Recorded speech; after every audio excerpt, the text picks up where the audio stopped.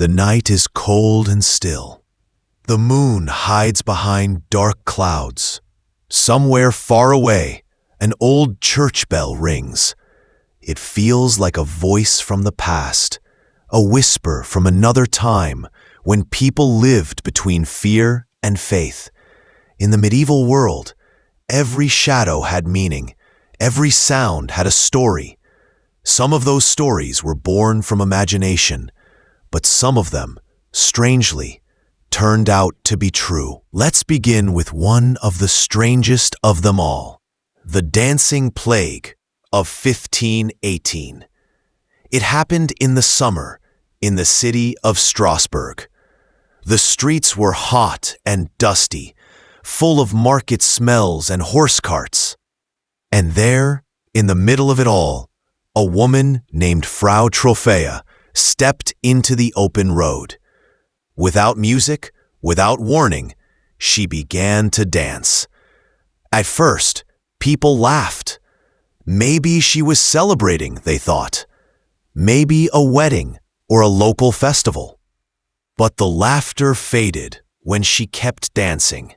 Not for minutes, but for hours. Her hands shook. Her face turned pale. By nightfall, she was still moving. And when the sun rose again, she was there, still dancing. Soon, others joined her. 10, 20, 50 people, their feet bleeding, their faces empty, their bodies refusing to rest.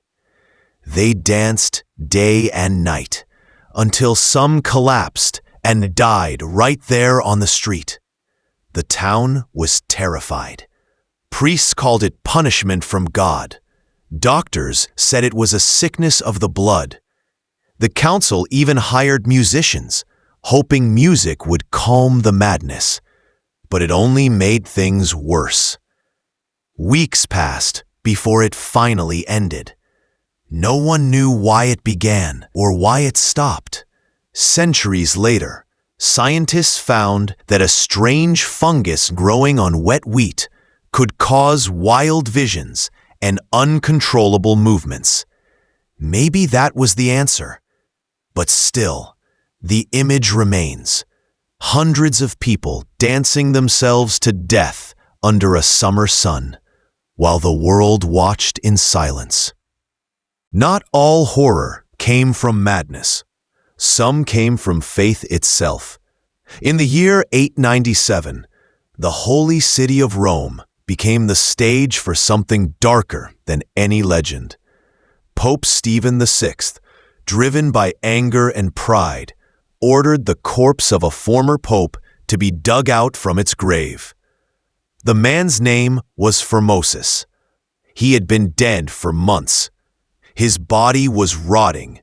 But that didn't stop the trial. They dressed the corpse in fine robes and placed it on a golden throne inside the great church. Candles flickered on every wall. The smell of death filled the air.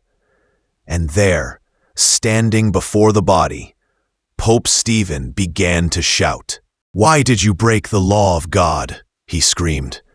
The dead man said nothing, of course. Yet Stephen kept shouting, waving his arms, his voice echoing across the hall. Witnesses said some people fainted, others wept. In the end, the court found the corpse guilty. They cut off his fingers, the ones used for blessings, and threw the body into the river.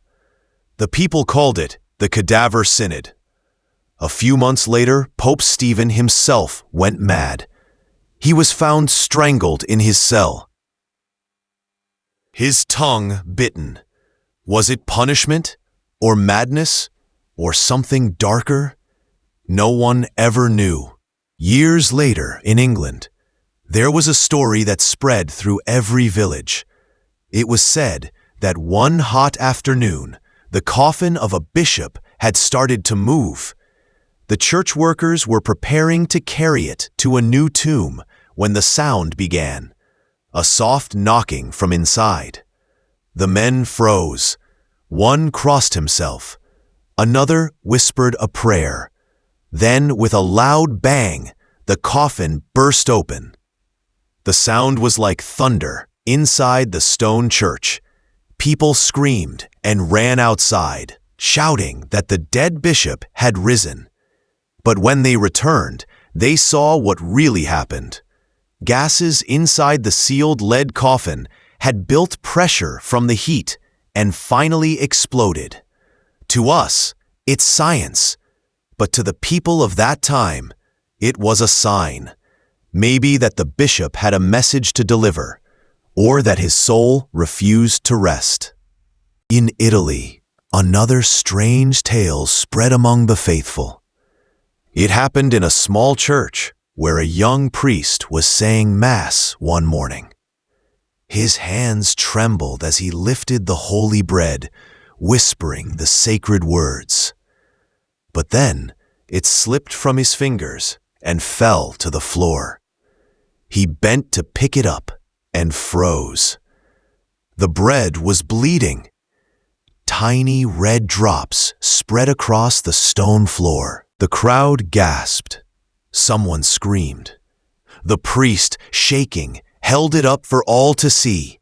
They said it was a miracle. The bread had turned into the flesh of Christ. Word spread across the land. A small shrine was built, and for hundreds of years, the bleeding host was kept there as proof of divine power. Centuries later, scientists studied it and found traces of a bacteria that grows on wet bread, bright red, like blood. But faith doesn't fade so easily. For believers, it was still a miracle. For others, it was proof that even faith can mix with fear to create something beyond understanding. In Germany, one winter morning, a farmer entered his barn and saw something strange in the corner. A pile of rats, stuck together by their tails, twisting and squeaking like a single living thing. He screamed and ran to his neighbors. They all came to see. The oldest man in the village crossed himself and whispered, "The plague is coming." They called it the Rat King, a real creature, a warning of disease and death. They burned it that very night. But weeks later, sickness swept through the nearby towns. No one doubted the meaning anymore. Science now says their tales can become glued or frozen together, making them look like one creature. But in the eyes of the villagers, it was a curse, a dark sign sent before the storm. In a small French village stood an old dry well. Every night, people heard a voice coming from deep below, crying, calling for help. Children were told to stay away. Men threw ropes down, but found nothing. No bones, no body. Only cold air that seemed to whisper. Years later, when soldiers dug nearby, they found pieces of armor and old bones, signs of a battle long forgotten. Maybe the cries were memories trapped in the earth. Or maybe, as old folks said, the land remembers everything, even pain. The Middle Ages were full of such stories. Strange, impossible, terrifying. People had no science, no light to guide them, so they filled the darkness with legends. And maybe that's why those stories survived, because deep inside, even now, we understand their fear. The world still feels mysterious, and the truth sometimes hides inside the legend. There's something about the medieval world that feels close, even now. It wasn't just the castles or the wars. It was the way people lived, surrounded by silence, faith, and fear. When something strange happened, there was no way to explain it, so they called it a miracle or a curse. And sometimes they were right. In a quiet English village, a strange story was whispered for generations. It was said that two children appeared one morning at the edge of a field, a boy and a girl, their skin tinted green like spring leaves. No one knew where they came from. They spoke no known language, and their clothes were made from an unknown fabric. Farmers carried them into the village. The people gathered, whispering prayers and crossing themselves. The girl cried for days. The boy stayed silent. They refused all food except raw beans. Slowly, the color of their skin faded to normal. But the boy soon fell sick and died. The girl lived on and learned to speak. When she was asked where they came from, she said, "From a land where the sun never shines." Years later, travelers found an underground network of caves near the same area. Some say the children were lost wanderers from those tunnels. Others believe they came from another world, one that lies beneath our own. Not far from there, another legend began, one that scared even the bravest men. It was said that in the forests of France, near the town of Gévaudan, a beast hunted the night. It moved faster than a wolf, stronger than a lion, with red eyes that glowed in moonlight. The people called it the Beast of Gévaudan. For 3 long years, it terrorized the countryside. Shepherds were found torn apart. Hunters who went after it never returned. The king himself sent soldiers to stop it, but even their guns failed. They said the creature could not die. Some whispered it was sent by the devil. Finally, one man named Jean Chastel claimed he killed it using silver bullets blessed by a priest. The killings stopped. When they opened the body, they found something not quite animal, not quite human. Even today, no one knows what the beast truly was. Far north, in a monastery in Scotland, monks began to write of a ghostly visitor. Every night, after prayers, footsteps echoed in the stone halls, slow, heavy, dragging. Doors opened by themselves. Candles went out, one by one. One monk swore he saw a figure in a hood standing by the window, watching him. He said it had no face, only darkness. They called it the Silent Monk. When the abbot finally ordered the cell sealed, the noises stopped. Years later, during repairs, workers found a skeleton walled inside that same cell, a monk buried alive, perhaps as punishment centuries ago.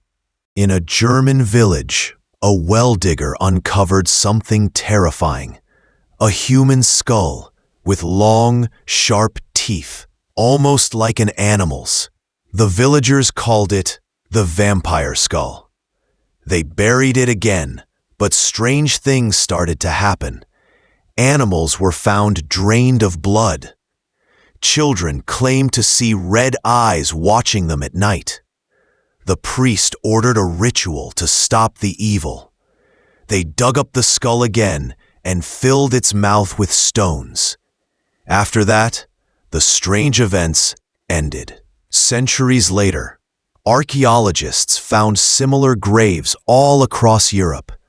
Real vampire burials, made by people who feared the undead, were rising from the earth. Then there was the story of the witch's bell. In a mountain town, people believed a witch had cursed the church bell before her death. Whenever it rang, storms came, lightning, thunder, floods. The priest ordered it melted down, but the blacksmith refused. He said when he tried to strike it, sparks flew like fire from hell. Days later, the smith was found dead beside the bell. His body burned, though the forge was cold. They buried the bell deep under stone. Even today, locals say that when heavy rain comes, they can hear faint ringing from under the ground. Not all stories were about curses. Some spoke of strange kindness, like the tale of the glass saint. In a small Italian town, a statue of a saint made from colored glass was said to weep every Good Friday. People came from miles away to see the tears. They touched them, prayed, and swore their sickness disappeared. When scientists studied it years later, they found a natural spring beneath the church.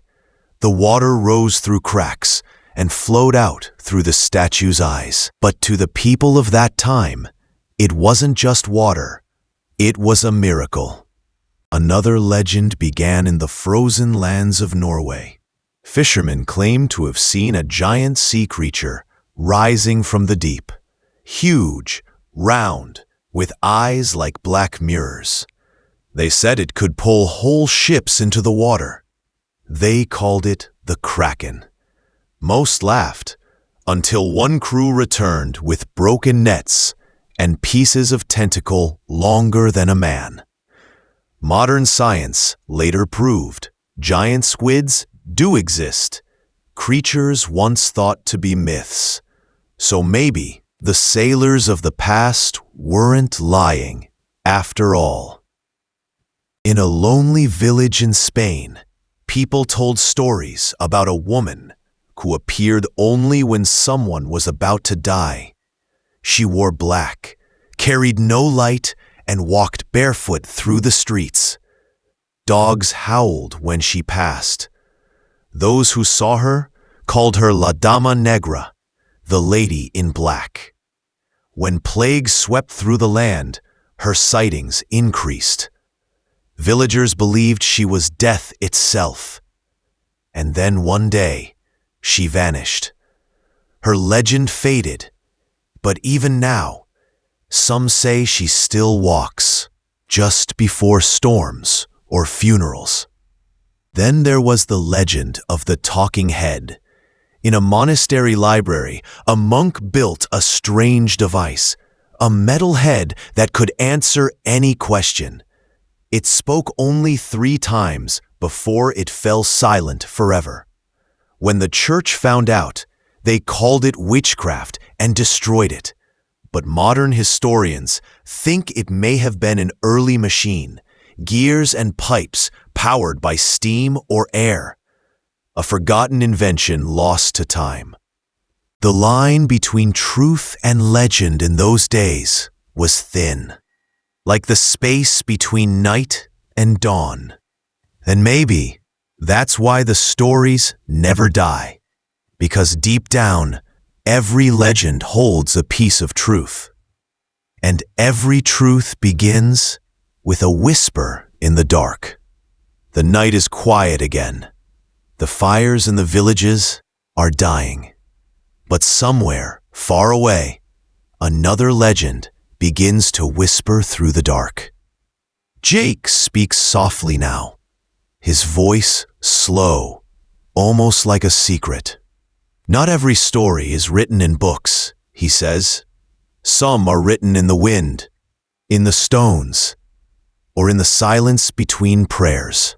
Centuries later, people found that the candle had been made from a strange mineral that burns slowly for years. Science gave it a name, but the monks called it a miracle. Jake's voice lowers. Maybe, he says, it was both. Far across the sea, in the green valleys of Ireland, stood an old bridge, curved like a serpent across the river, its stones dark and perfect. No one crossed it at night. They said the devil built it in one single night to claim a soul. No matter how many times storms broke it, by morning it stood again. Villagers feared it. But one night, a young man decided to prove it was just a story. He carried a lantern and stepped onto the bridge under the full moon. The river was silent. The wind stopped, and by sunrise, he was gone.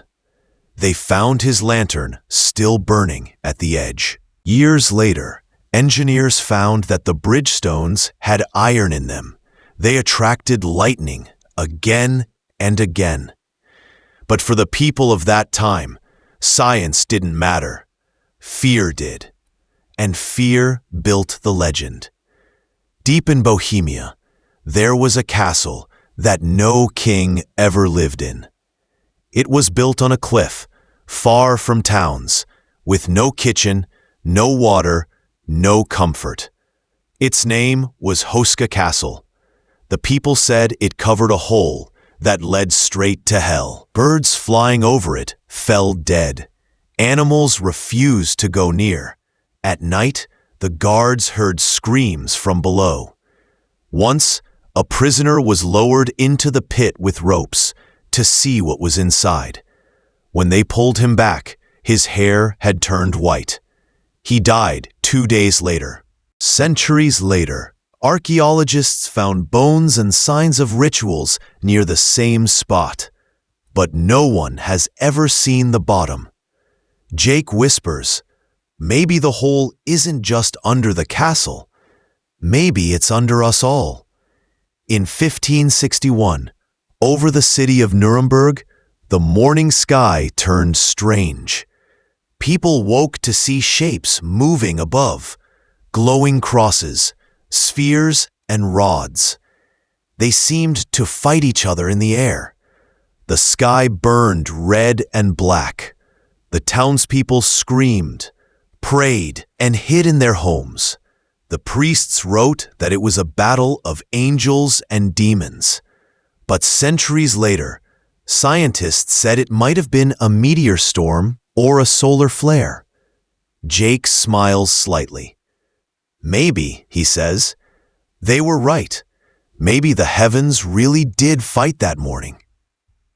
In a small village in Italy, the rumor spread that people there never aged. Decades passed, and they still looked young. No sickness, no wrinkles, no death. Doctors traveled from far away to see the miracle. They found a spring in the center of the village, cold, clear, and sweet. The people said an angel had touched it. When the spring dried up years later, the villagers began to grow old again. Scientists found minerals in the soil that slowed aging, but to the people of that time, it was holy water. Jake's voice softens.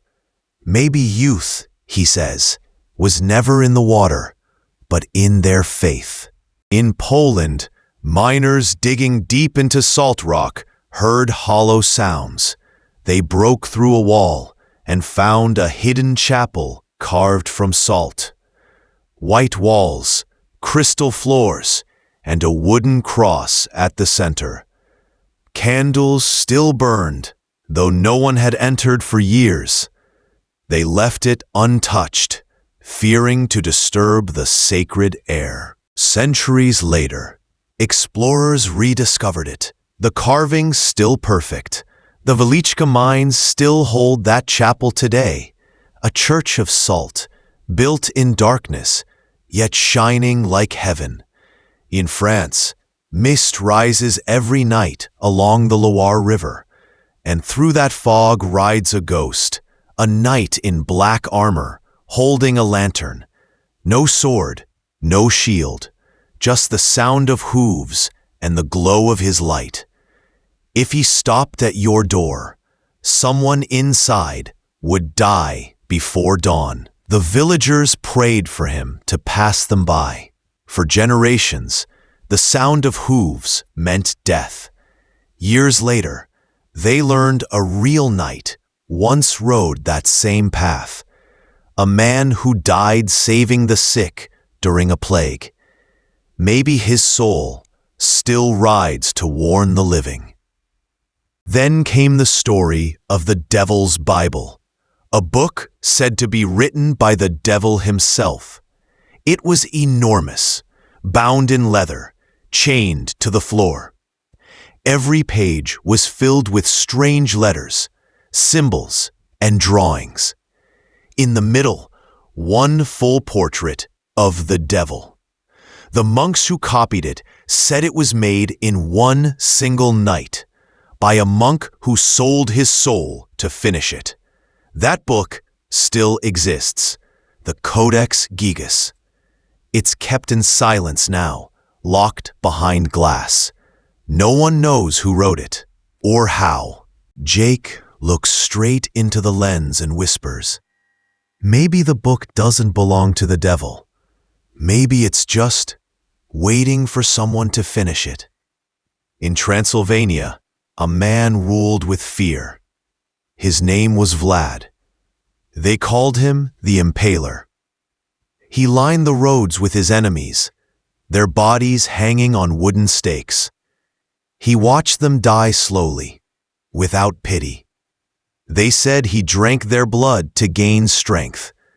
When he died, his name lived on, turned into a myth, a monster, a vampire, Count Dracula. But Jake reminds us softly, the real man was worse than the story. And finally, the last legend, the one that still walks among us. They say that in every century, a traveler appears, dressed in clothes from another time.